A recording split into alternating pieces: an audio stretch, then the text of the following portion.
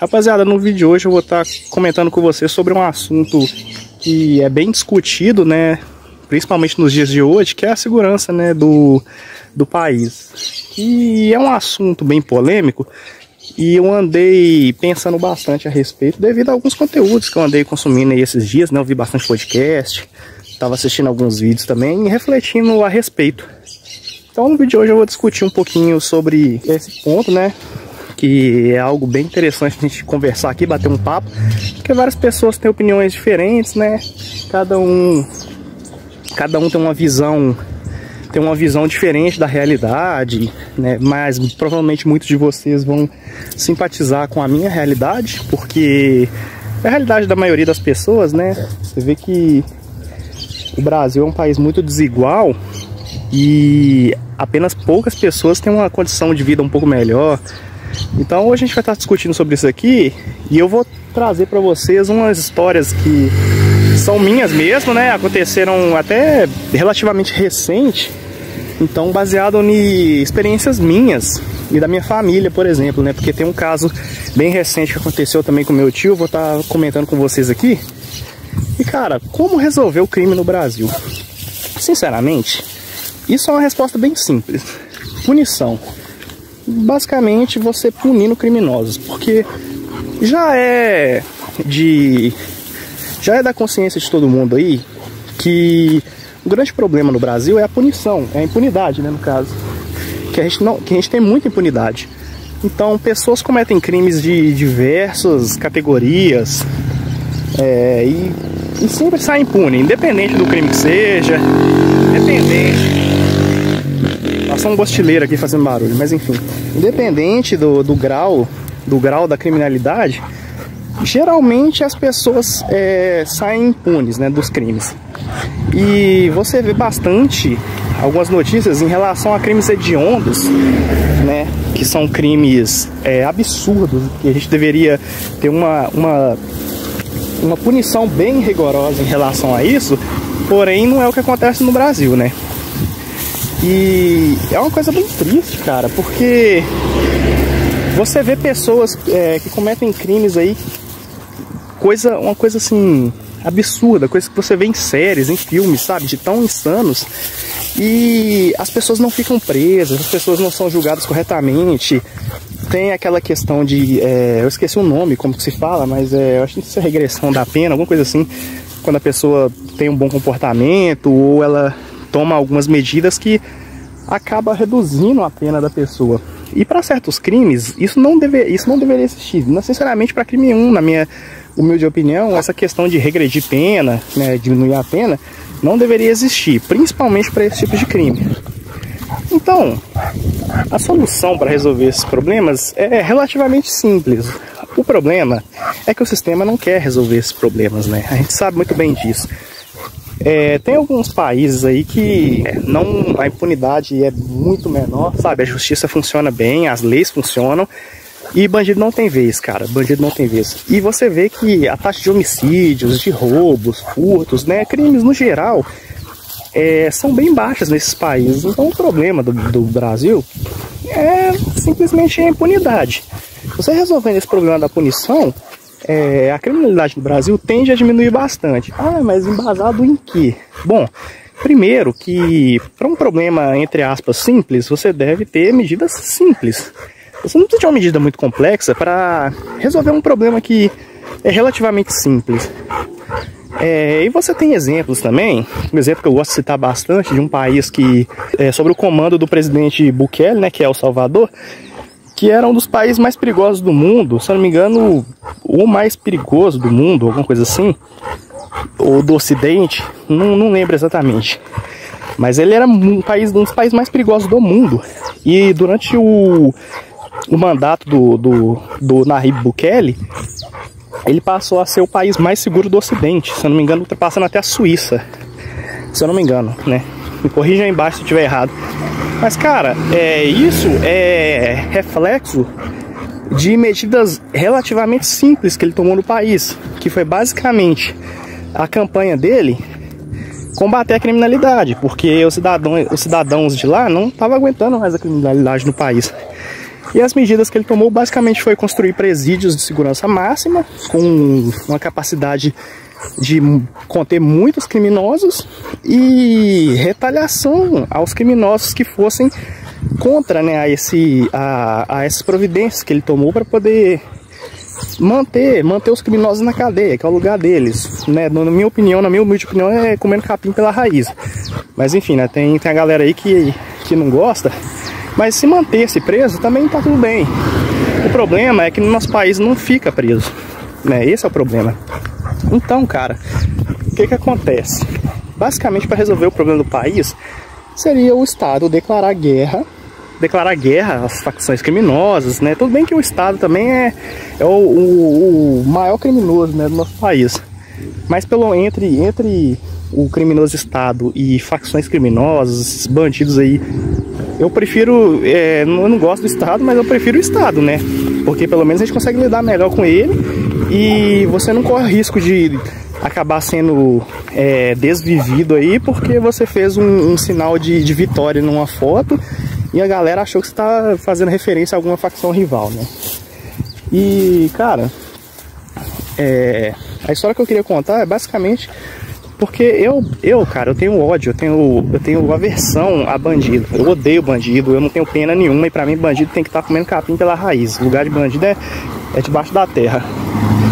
Cara, eu não tenho empatia nenhuma, sabe? Eu não tenho empatia nenhuma por bandido ou por quem compactua com bandido.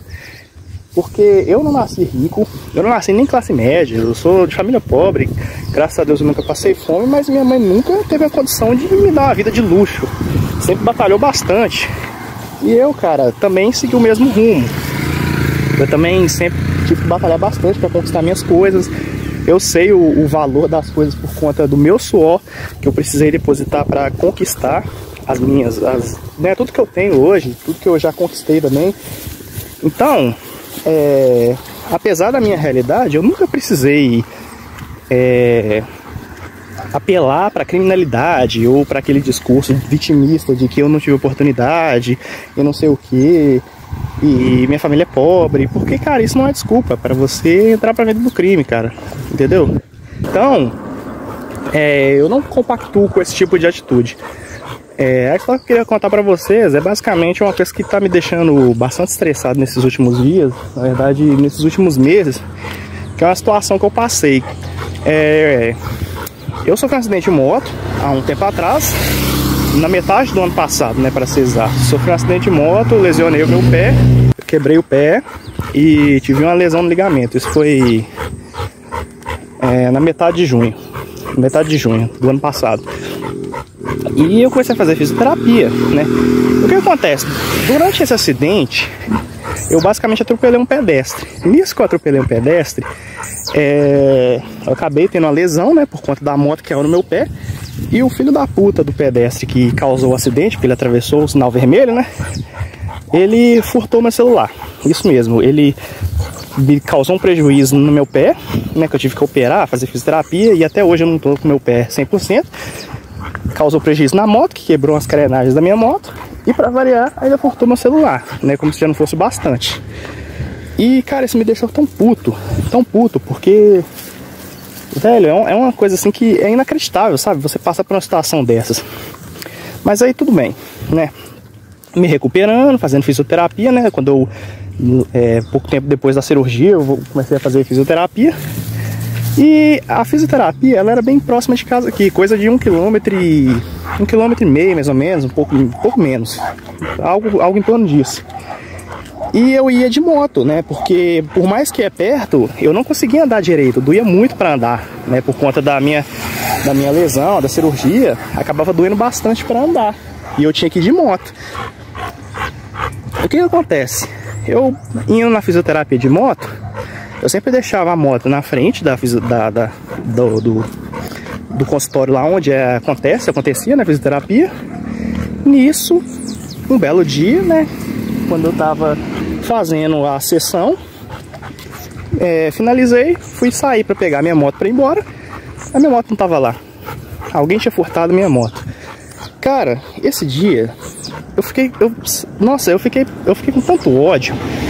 Porque algum filho de uma puta, desgraçado, que não tem justificativa nenhuma pra ele estar nessa vida, levou a minha moto. Simplesmente um bem que eu ralei pra caramba pra conquistar, que eu gostava bastante, porque eu gostava muito da minha moto, era muito grato a ela, por ter ela, sabe? Que eu gosto bastante e eu comprei a moto que eu queria, cara, sabe? Eu comprei a moto que eu queria, então eu tinha muito amor por ela, eu gostava demais. E simplesmente um vagabundo foi e levou minha moto. Simples assim. Acabou que eu acionei o seguro e demorou um pouco a cair a ficha. Mas depois eu comecei a ficar tão revoltado, porque eu sabia que eu não ia ter minha moto de volta. Eu sabia. Porque ela saiu de linha. No ano que eu comprei ela, que foi 2023, ela saiu de linha. Então você só encontra ela usada e hoje em dia para você comprar ela usada, ela tá absurdamente cara. Ela tá muito mais cara do que eu paguei na época. Tá muito acima da tabela, né? O pessoal que tá vendendo, que tem ela para vender, que vende ela usada, pede muito acima da tabela. Porque brasileiro é idiota, né? Gosta de tirar vantagem dos outros. Então, eu sabia que eu não ia poder ter outra, porque se eu quisesse ter, eu teria que pagar muito acima e eu não ia pagar muito acima para ter uma moto, né? Nisso acionei o seguro me deu um prazo para poder efetuar o pagamento, né? Prazo de 90 dias, tudo bem, até aí tudo ok. Cara, como eu já tinha deixado de receber o INSS, estava terminando eu tinha terminado de receber o INSS já, porque tinha passado os 3 meses de atestado, né? Que era o tempo que eu estava recebendo, porque eu não podia trabalhar. E eu precisei alugar uma moto para poder voltar a trabalhar, porque eu tinha uma reserva de emergência, né? Para eu poder pagar minhas contas. Só que não dá, porque ela não ia durar para sempre. Então até o seguro me pagar, eu decidi alugar uma motinha e trabalhar com ela, vai pagar nas contas até o seguro me pagar, eu pegar o dinheiro e comprar outra moto. E o que acontece? A seguradora acabou me enrolando bastante, né? Até hoje eu tô com esse caso em aberto aí, aguardando o pagamento. Já passou os 30 dias e eles estão enrolando para me pagar, né? Inclusive eu entrei em contato com eles hoje, eles disseram que vão me pagar no mês que vem e tal, não sei o que. E eu, beleza. Só que o problema é que enquanto eu tô com essa moto alugada, eu tenho que pagar o aluguel da moto, que dá em torno de uns R$900 por mês. Tenho que pagar a prestação da minha moto, que ela tava faltando muito pouco para quitar, então ainda tem algumas poucas prestações, né? Já tá quase quitada.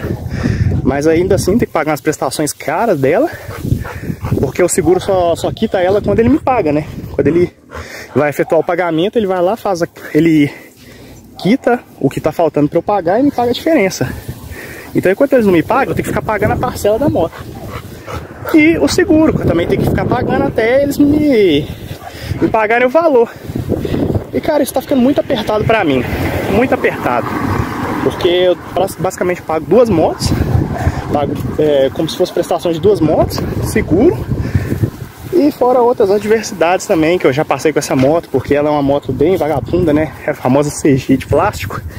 E eu já gastei dinheiro pra caralho com essa moto, já furou o pneu 3 vezes, tive que trocar a câmera, já quebrou os raios da moto, porque sabe como é que é as ruas no postinho, né? Então, pra empenar roda, quebrar raio, furar pneu, esse tipo de coisa é algo bem comum, porque infelizmente nosso asfalto é um lixo.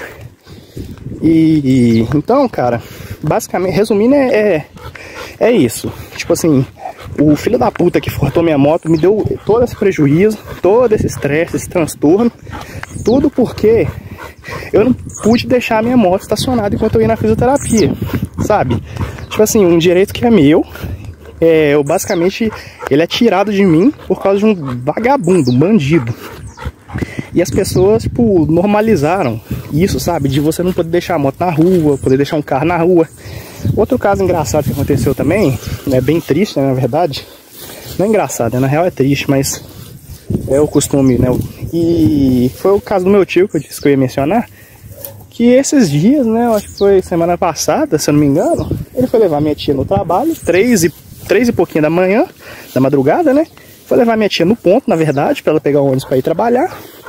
E assaltaram ele e a minha tia à mão armada. Roubaram o carro dele, roubaram as alianças, roubaram o celular da minha tia, alguns outros pertences que estavam no carro também, à mão armada. E cara, meu tio não tinha seguro no carro. velho, eu fiquei tão triste, eu fiquei tão revoltado com a situação. Mas Deus é tão bom, Ele é tão maravilhoso, que ele sempre ajuda a gente nos momentos certos, porque conseguiram recuperar o carro do meu tio, se eu não me engano, 1 ou 2 dias depois, né? A polícia conseguiu recuperar, eles encontraram. E, tipo assim, isso foi uma coisa tão boa, porque se não fosse isso, né? Se não tivessem recuperado o carro do meu tio, ele ia ter um prejuízo de mais de 40 a 50 mil reais, que ele tinha um Gol G7, né? A tabela do carro é mais ou menos isso, uns 40, 50 mil. E aí você imagina a pessoa ter um prejuízo desse tamanho por conta de vagabundos, cara. Sabe? A pessoa, 3h30 da manhã, indo levar a esposa no ponto para pegar ônibus para ir trabalhar. E ter o carro assaltado, sabe? Levado por vagabundos.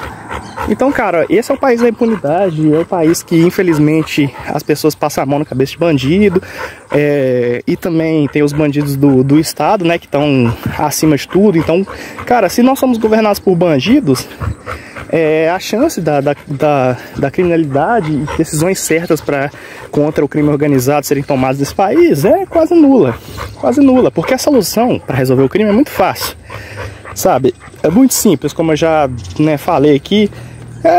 Assim, basicamente você pegar um El Salvador da vida e seguir um exemplo, cara. Sabe, porque deu certo lá, vai dar certo aqui também. E você pode tomar outras medidas também que são bem simples. O problema é que eles ficam tentando entregar soluções que não funcionam para problemas que eles mesmos criaram, sabe? O Estado é basicamente isso. E também tem muitas pessoas, né, que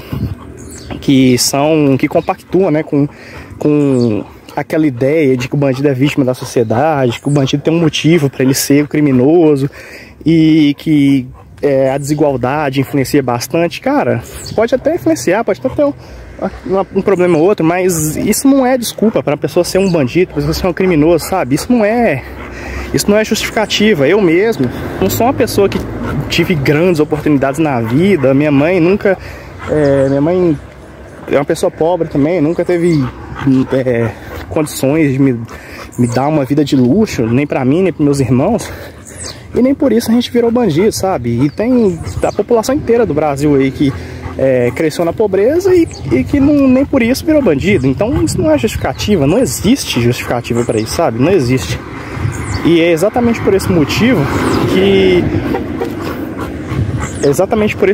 que eu odeio, eu não compactuo e, cara, eu tenho ódio, sabe?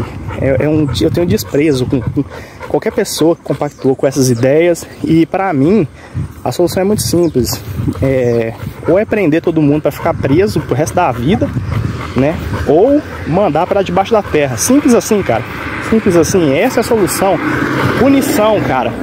País que pune bandidos tem criminalidade baixa. Isso é fato. Isso não é tirado da cabeça de ninguém. Então, galera, basicamente o vídeo de hoje foi esse, né? Falando um pouco sobre o crime no Brasil, como funcionam, as soluções. Galera, se vocês quiserem me dar uma força no canal, eu peço que vocês entrem no link aí de afiliados do Shopee. Vocês podem fazer compras por esse link, vocês não pagam nada mais por isso e ajudam o canal. Não esquece de deixar nos comentários também o que vocês acharam desse vídeo, né? Deixa a opinião de vocês aí. Um abraço e até a próxima.